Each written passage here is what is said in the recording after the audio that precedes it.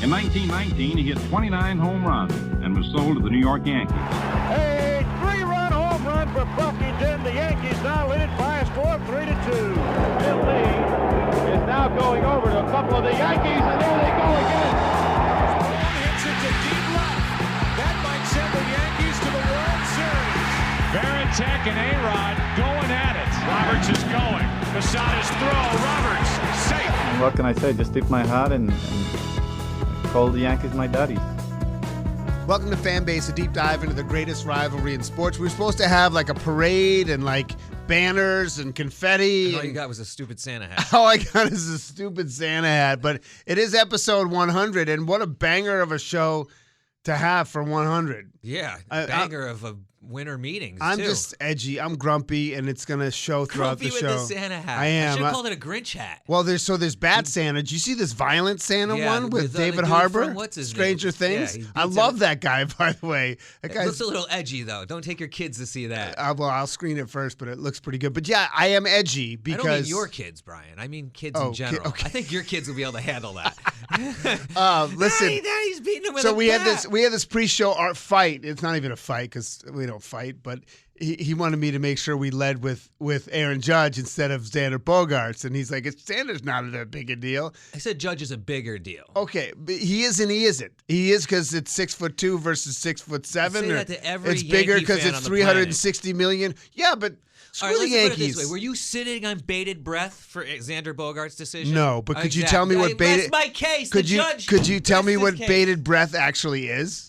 I don't care what bated breath is. It's okay, the same. I know it's the same. It's like up in arms, Listen, edge of your seat. So More questions than answers. So we'll start with Aaron Judge. What I will say, I am not the only one, but I said, and I might have even stolen the take. I don't even know, but I felt pretty early on when they released. Now you read the stories, and it was not the case. It wasn't a done deal. But I was like, how do you re-sign Cashman Exactly. and not sign Judge? So why would you give that guy 4 years if Judge was going to leave? Yeah, and I thought the exact same thing. Like the day you sign Cashman, the next day, all of a sudden, like the biggest prize free agent and one of the biggest seasons in history is gone, right? That's not a good look. But then again, did you think that the San Diego Padres were going to try to swoop in and get him in the 11th hour? I thought he was going to San Diego to make a meeting and make an announcement. Well, that's where the owners' meetings or the GM meetings were. I just assumed he was going to be Wednesday, noon, East Coast time. You'd have a nice little presser. And next thing you know, you're waking up Wednesday morning and it's 8 a.m. and you're like, holy cow. Aaron Judge is a Yankee. So the bottom line is it's 9 years, $360 million. So the AAV, if you do, obviously you do your math, it's $40 million. He could have made more money. And so to me, the essential question to you as a Yankee fan is that should make you feel really good about his decision. Yeah, it does. I mean, now some Yankee fans will say, well, players should want to play for the Yankees. We shouldn't be begging players to come there. But you shouldn't be begging. Shouldn't. Yeah. Right? But at the same time, when was the last time you had a player like Aaron Judge and the year coming off he did, right? We can beat that horse all we want.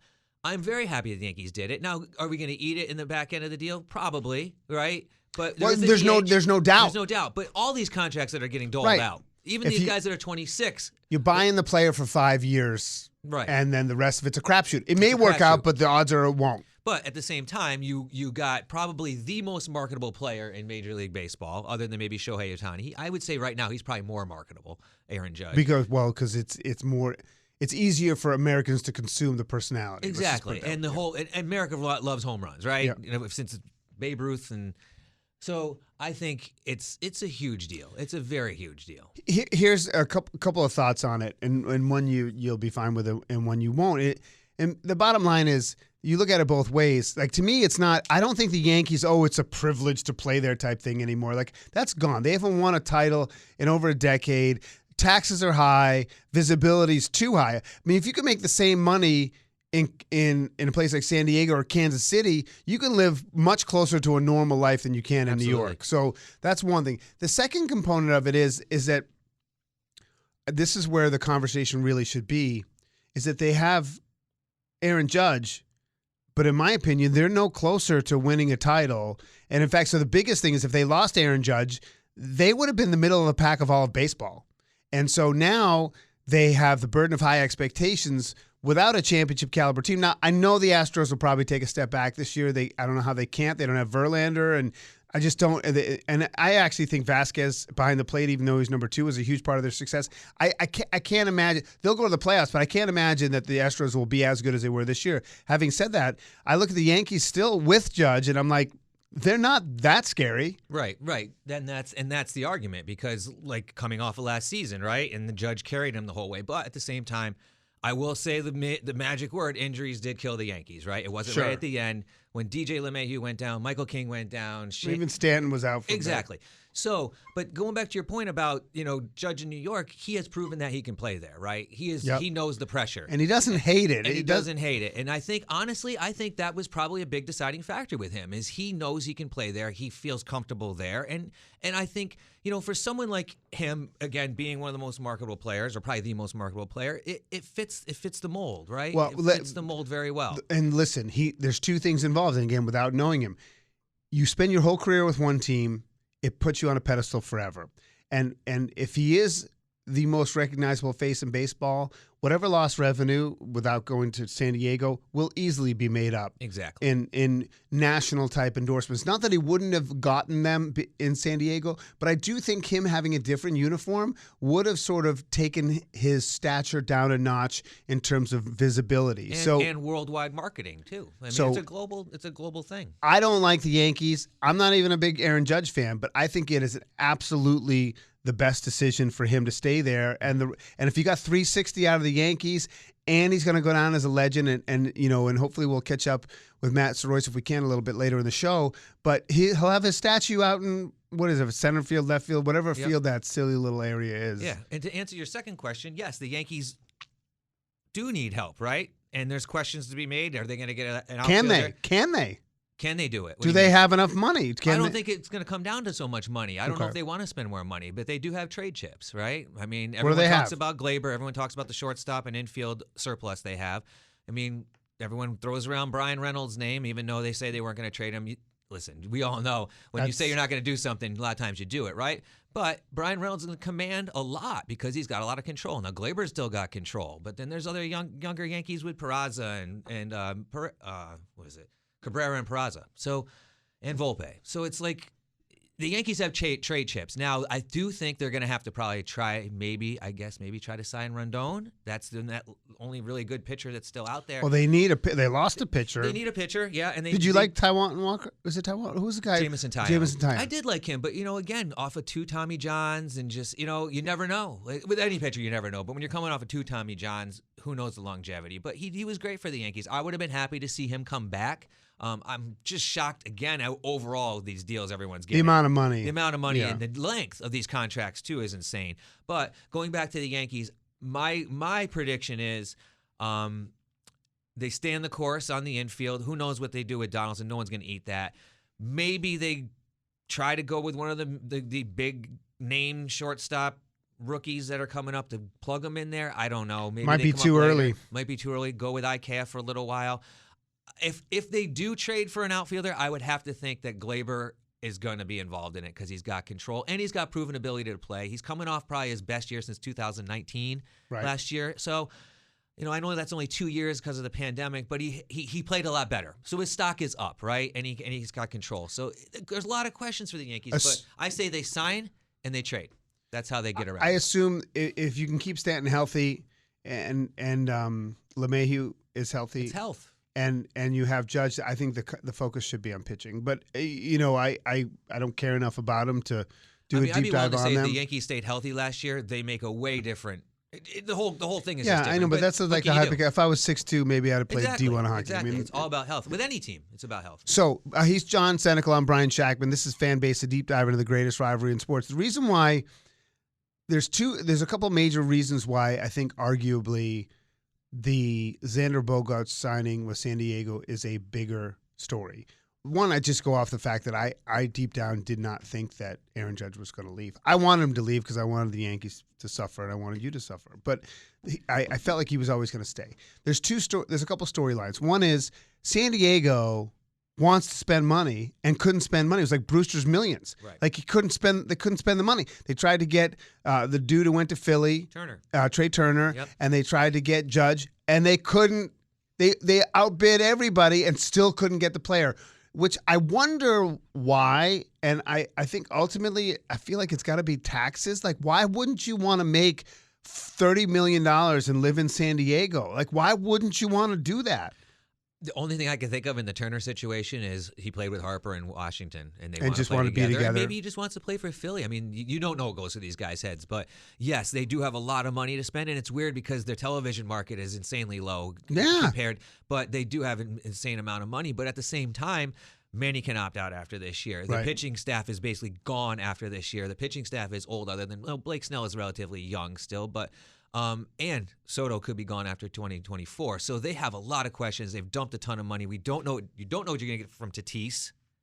Well, that's another sidebar is if he moves to right field. First of all, I mean, Tatis' stature has fallen so far. People do not respect the way he's carried himself the last 2 years. And honestly, I don't think anyone really expects anything from him, which is kind of crazy because you know the guy's going to come back and play. I mean, you he's would gonna think do so. something. You would think so. But if you look at his contract, he's still not making the big money yet. I mean, the last, I don't know, 6 or 7 years of his contract is when it kicks up to like $36 million a year. It's all guaranteed. It's crazy. So this brings me to Xander, and this is why I basically said, and you can go back in the show, that if Xander left Boston, I would question cutting my season ticket. I feel ties like you said to the that team. For a lot of players over the last. No, course I of feel this like 100 episodes. I think Xander is the one, and The proclamation. no, there's no other player. I wouldn't say it for I know, I'm just anybody messing. else. And so the one piece of suckerism is that I've already paid, so I can't get out for this year. And then I get back to, and then I whether it's the Yoshida signing or whatever, and then I think about what makes me excited about the Red Sox for next season, and the answer is nothing. And I don't even care if this guy from Japan is really good. And by all accounts, he's really good. And he's going to be great for the Monster and all this stuff. And so I am crestfallen that Xander Bogaerts, because he's the connection. This is how it goes. He's the connection to 2013, and 2013 is the connection to 2004. And so he's the last tentacle that makes me feel like I felt in 2004. And he's seems to be a great person who came up through the ranks here. And I think he's a good player, not a great player. And so, but having said that, when I look at 9 years, $280 million, no, 11 years, 11 years, $280 million, it's only $80 million less than Judge. If that was what I had to do to keep him, I hate to say this because intellectually it's true, but emotionally it's hard. It's not worth it. So the Red Sox, he's not worth 11 years, $280 million, especially to San Diego. And you talk about how many years will be wasted on the back end of that contract. I don't even know. But even if it was 6 years, I'm not sure. I would have given him with the AAV 6 years, the same one. But 11 years, I don't begrudge the Red Sox for not matching it because it's a stupid it's a terrible contract for the team. I feel like, I don't know. All these long. This is worse. This is 2 more years than Judge. At a guy who's never really produced at the top end of his position. He's an all-star. He's a great clubhouse guy, but he might not even end up at shortstop for a couple years. The length is just insane. I don't understand the whole. I mean, Harper got a long contract, but all these contracts, there's no out. All these new ones, there's no out. There's no trade clauses. It's like they're there. That's crazy. They're just there. They're not going to get rid of them. Like I said to my wife, when this whole Aaron Judge in San Francisco was going down, I said to her, the crazy thing about this is if he leaves, he's not coming back. He's not going to go to San Francisco and come back. Maybe when he's 42, he might come back for a cup of coffee and do a pool halts. Right. But he's not going to be. It's just he's gone. No. Right. So Xander Bogaerts is gone. He is San Diego's problem. for the next 11 years. So he's either going to play for them or he's going to sit at home and play golf. Right. Which brings me to the Red Sox, and I want your take. And this, people listening, it's something that's developing. We know Chaim Bloom, and they're sort of starting off this franchise, and they are allowing him to do his long-term plan, right? The question was, after this disappointing season, what would they do? Well, they're clearly allowing him to go through the whole process of really building up the minor leagues and having a dynamic where the good players you lock in early and they're going to let him operate from that template. So when it comes to the Red Sox, I get it, but I don't know. There's not a chance they're going to win 95 games this year, and they have to win 95 games to probably get the wild card, because you know what? Toronto, even if they go a step backward, they're still better than the Red Sox. I think that the Orioles are only going to get better, and the Yankees are not terrible. So if you take Bogarts out, and even if this Yoshida guy is good, there's no way the Red Sox are going to be that much better. And so my thing is that so I have to suffer through three more years of mediocrity to find out if Chaim Bloom can build a foundation that'll end up being as competitive as Houston is for 5 years. I don't know. And Devers is a free agent after this year. Yeah, but I think I've heard enough from people full circle that everyone said that if Bogarts goes, Devers is gone. Devers is a guy they might pay because he's 4 to 5 years younger than Bogarts. It comes down to, does he want to stay? Right. I would feel that. But if you pay him enough, he would stay. He would be the guy they would try to pony up money for, and they would be in position probably to do that. But going back to like the 2023 Red Sox, and I texted you this morning. I mean, what are they going to look like? They have Hosmer, right? Hosmer's back. Uh-huh. And they'll have Devers at third. So they have a pretty good corners, right? But their pitching is super sketchy. 100%. Their middle infield, super sketchy. Is Story going to go to short, or is he going to stay at second and Gita Downs? I think that Story, first of all, it's funny. It's almost like listening to a politician who says they're not doing something when you know they are, and then they do it. And you've been talking about the Story waiting in the wings. It's funny. If you listen to enough Boston media, they parsed his opening news conference, and he said something about playing second base for now. There was like a for now in there in his initial news conference that people went ballistic over. And knowing nothing other than following this crap, I think of course Story goes to short. Although I think he's a very good second baseman. Yeah, I think he has better upside all-star wise at second than he does at short. Yeah. So, but my instinct is they'll just let him go back over there. So I don't think he's your answer at short. I think the Red Sox could be a 75-win team. But at the same time, they're not going to go out and spend money on the remaining free agent shortstops out there because they didn't spend the money on Xander. Right, but that's why this Kenley Jansen thing is so stupid. I don't get that.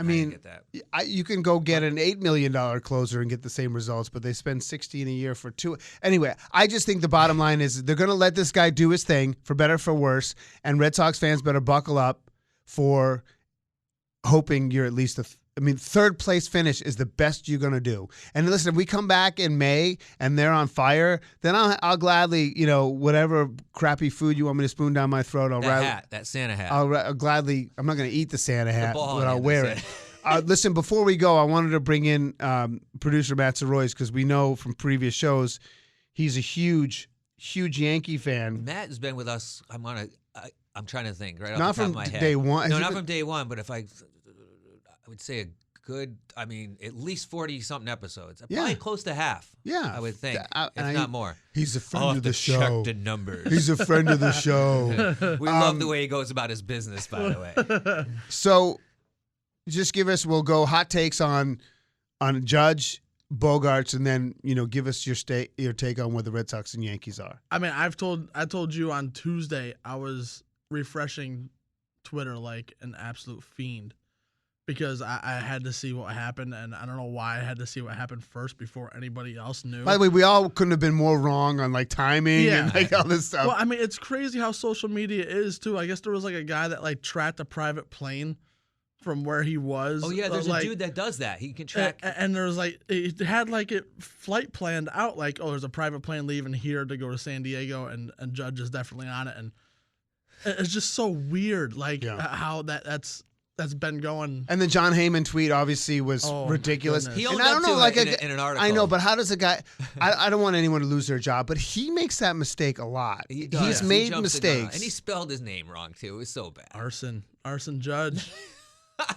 I mean, Which is that's kind of a cool nickname. dumpster It is, fire but it's is what like, it was. It's so bad. That tweet is bad on so many levels. Yeah. You know, It's like negative. the biggest free agent signing in history. You blew it, and then you blew his name. It's like it's almost like he wanted to be the first one, obviously, to report it. So he was just typing so quickly with his thumbs, and he's like, "Just send." And he was like, "Oh no, arson! No, I did not send that." Should be an edit button. It's like negative press Damn Kofifi. you, Elon Musk. So okay, what do you think? I mean, I love it. There's no way that the Yankees could have moved on without Judge, in my opinion, honestly. Especially the big thing for me too is if he went to San Francisco. And the Giants are opening up their season in Yankee Stadium That's a whole other element. on March 30th.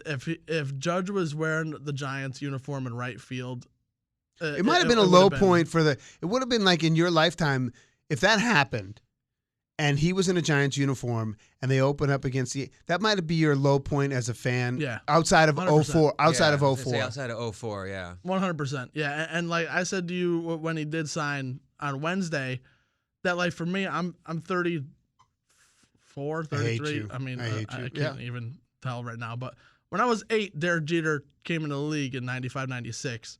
So I had Derek Jeter my whole life. And now that my son is 2 years old, it kind of like was sentimentally to me, like there's nobody else on the Yankees that I could bring him up and be like, this is what baseball looks like. He's the guy you would want. Yeah. Although I'm going to get my talons into Mav early. But if you look So back, he's not going to be a Yankee and fan. you talk about Jeter, right? And remember when Jeter was a free agent, it was a whole different story, right? Yeah. Jeter really couldn't really go anywhere. The market really wasn't dictated for Derek Jeter. The market wasn't huge for Aaron Judge, but it was there, right? He could have left. Not to say Jeter couldn't leave when he had the chance, but Jeter was like Bogarts when he became a free agent because he was worth more to the Yankees than he was to anyone else, and he wasn't productive to a point where he was worth the salary that he might command. He wasn't commanding the. So there was the market.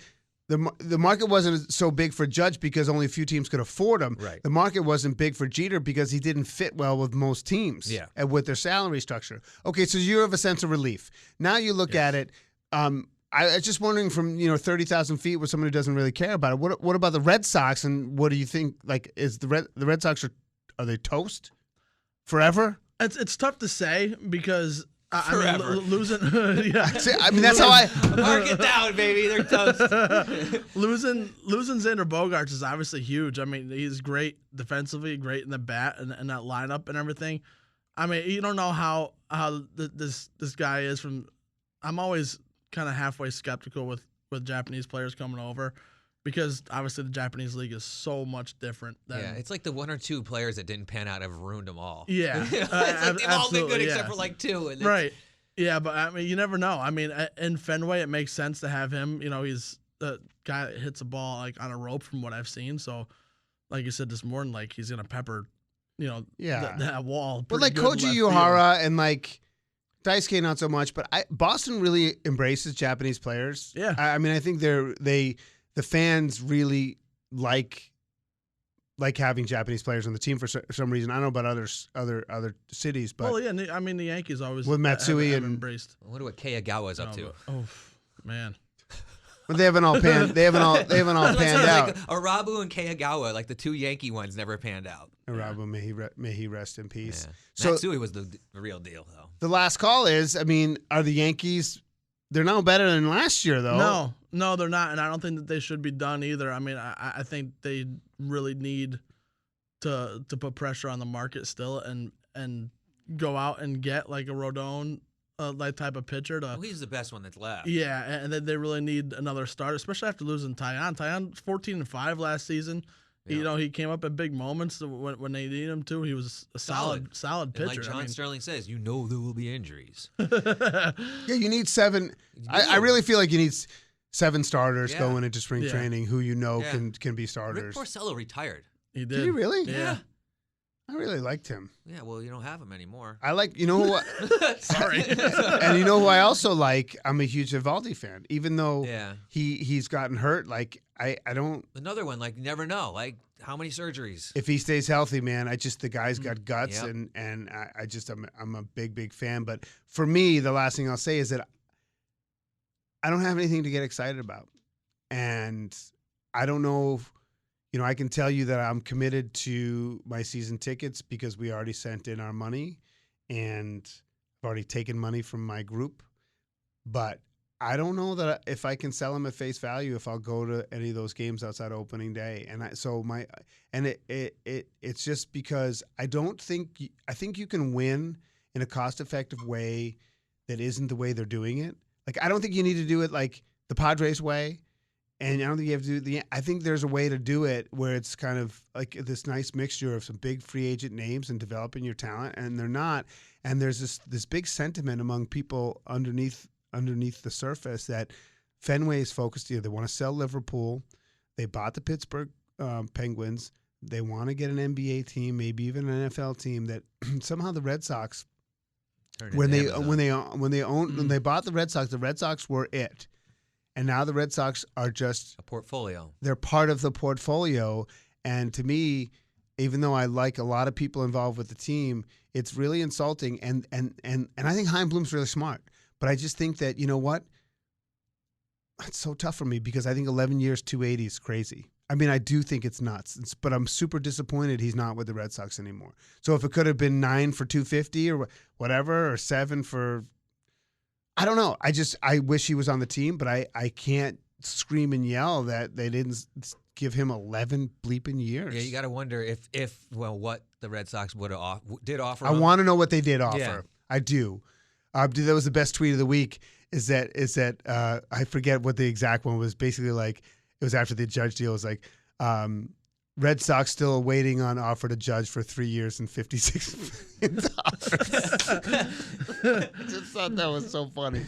Final words. First you, Matt, and then you, John. I like talking about baseball when it's cold out because it makes me feel warm and fuzzy, and pitchers and catchers right around the corner, right around like Valentine's Day. So that's crazy. It's so wild how fast it's 2 months. Happens, but Yeah. it's crazy how much money got thrown around in the last week and made 1.8 billion during the winter meetings doled out in contracts. Shows you how much money they're making It's because insane. they don't lose money. It's insane.